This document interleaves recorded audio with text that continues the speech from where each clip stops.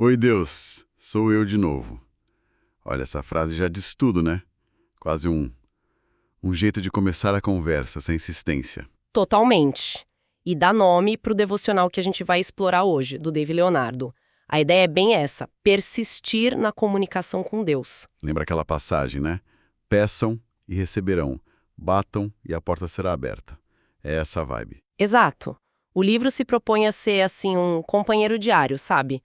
Para ajudar a desenvolver essa relação mais próxima com Deus, dia após dia. E a gente pegou vários trechos desse devocional, não o ano todo, claro, mas pitadas de janeiro a dezembro.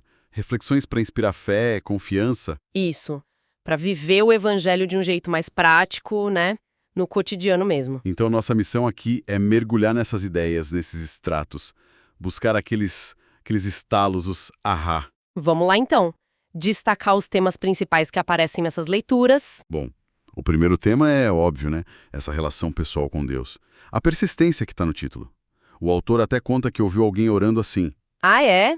Que interessante. E ficou marcado por isso.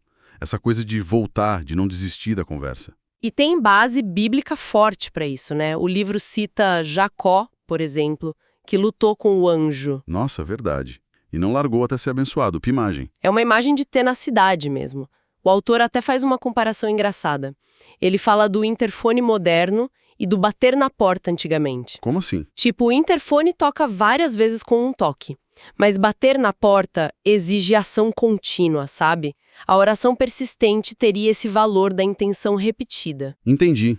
Não é que Deus precise que a gente insista, mas talvez a gente precise dessa constância para se manter conectado, né? Exatamente. E o devocional vira esse espaço diário para levar tudo para ele. As alegrias, os medos, as dúvidas. É um treino diário de intimidade, então. Isso. E parte dessa intimidade é aprender a ouvir a voz de Deus. A história de Samuel e Eli ilustra isso muito bem. Clássica, né? Deus chamava e o menino corria pro Eli. Pois é. Deus estava ali, pertinho, mas Samuel não reconhecia a voz ainda. Precisou Eli dizer: "Olha, quando ouvir de novo, responde. Fala, Senhor, que teu servo está ouvindo." Mostra que é uma habilidade, né? Ouvir a Deus exige atenção e disposição. Com certeza. E exige confiança também. Um dos textos fala muito sobre isso. Entregar o controle. Ah, sim. Achar paz aceitando o sim, o não, o espere ou até o silêncio de Deus, né? Confiando que a visão dele é maior. Totalmente. E para cultivar isso, o livro sugere ter um lugar secreto. Um tempo e espaço só para essa conexão. Inspirado no Salmo 91. Faz sentido. Criar um hábito. Ele até dá umas dicas práticas. Ler um trecho com calma, anotar, orar pedindo para entender, sabe? Tornar essa dependência de Deus algo ativo. Ele conta uma história pessoal sobre isso, né? Acho que de jejuar antes de gravar algo. E isso, um lembrete divino assim no meio da rotina. Mostra como incluir Deus nas pequenas decisões. E essa base de depender de Deus, de tentar ouvir, parece que prepara a gente para as dificuldades, né? Que é o segundo tema forte que a gente viu, as tempestades da vida. Sim, como a fé ajuda a navegar nisso. A história de Jonas é um exemplo que aparece. Ele lá dormindo no meio da tempestade. Causada pela desobediência dele, né? E os marinheiros jogando carga fora. Pois é. E o verdadeiro peso que precisava sair do barco era o próprio Jonas. A reflexão é: qual a raiz do nosso problema? Às vezes somos nós mesmos ou as influências ruins que a gente carrega? Forte isso. Tem que ter coragem para se jogar no mar, metaforicamente falando. Muita! E nessas horas as emoções ficam à flor da pele, né? Pedro andando sobre as águas, outro exemplo clássico. Num momento tá na fé total, no outro... Exato. Olhou para o vento, para as ondas, o medo veio com tudo e ele começou a afundar. Só voltou a ter firmeza quando gritou por Jesus. O medo paralisa mesmo. Paralisa. Mas aí o livro o contrapõe com aquela passagem de Timóteo, né? Que Deus não nos deu espírito de medo, mas de poder, amor e equilíbrio. A fé seria esse antídoto. E ele traz isso pro dia a dia. Aquela história do Fusca restaurado é ótima. Conta aí como foi. Parece que ele recebeu uma mensagem super agressiva de madrugada sobre o serviço e, em vez de explodir, ele pediu desculpas, tentou entender. Nossa, e aí? Descobriu que a pessoa estava numa depressão braba. E isso virou uma reflexão sobre ser pacificador, sabe? Mesmo quando a gente é provocado. Responder com paz. Que demais. Mostra uma aplicação muito concreta, né? E essa ideia de que a dificuldade pode ser crescimento aparece bastante. Romanos 5, né? Tribulação gera perseverança, que gera caráter, que gera esperança. Um processo. Isso. As provações preparam, fortalecem, mas exigem coragem. E tem uma crença forte ali de que o sofrimento passa, sabe? E que Deus pode usar isso para quebrar ciclos ruins, até de família. E quando bate o desânimo, o que fazer? O autor fala da rotina dele. Ah, sim. Bíblia, oração, ouvir pregação.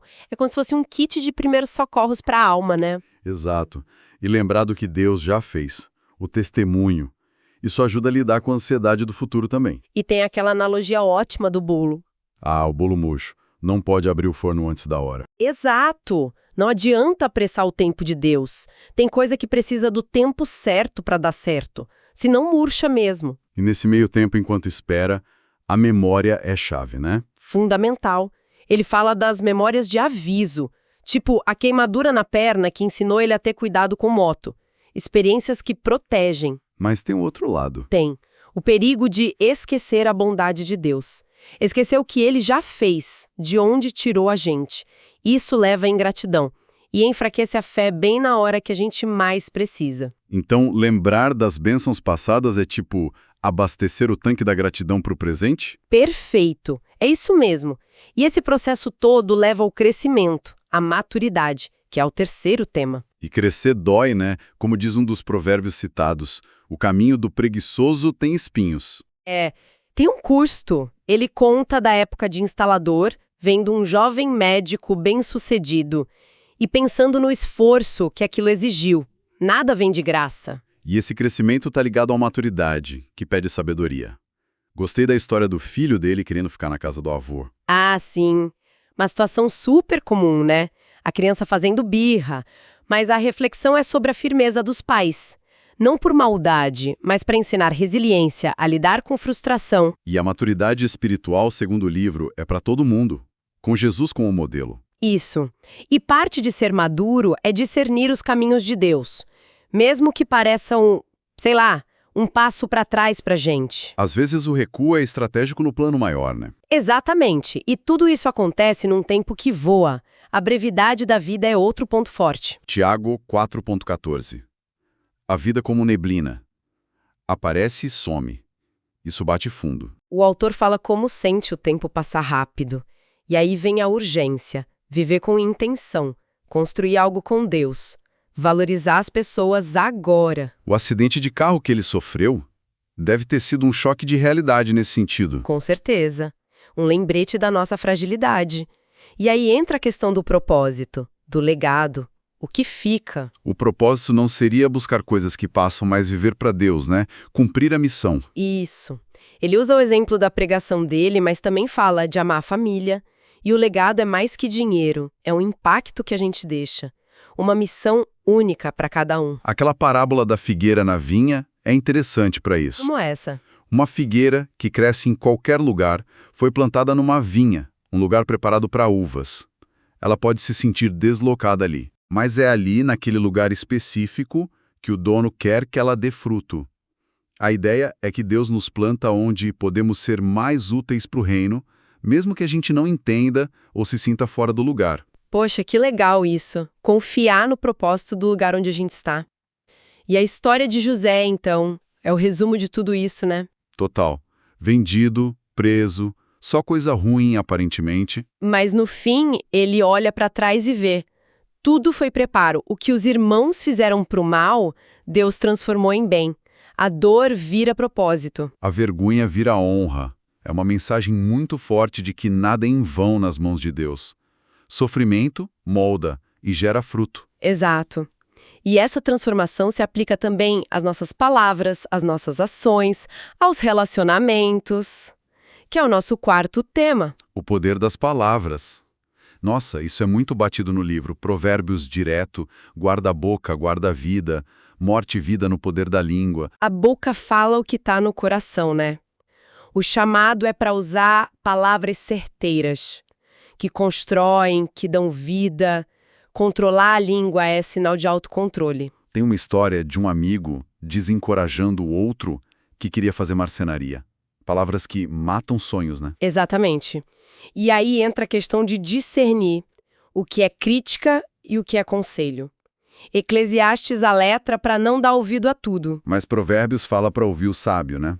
A crítica construtiva de amigo vale ouro. Sim, a fonte importa muito. Cuidado com elogio fácil também. E precisamos de gente que fale a verdade, tipo Natã e Davi. Nossa, sim. Ter quem nos confronte em amor é essencial. Falando nisso, relacionamentos, a reconciliação. O filho pródigo, né? O abraço do pai, superar o orgulho para restaurar. E aquela história das adolescentes no carro, a que perdeu a mãe sentindo falta até das chatices dela. Toca fundo. É um tapa na cara para a gente valorizar as pessoas agora, né?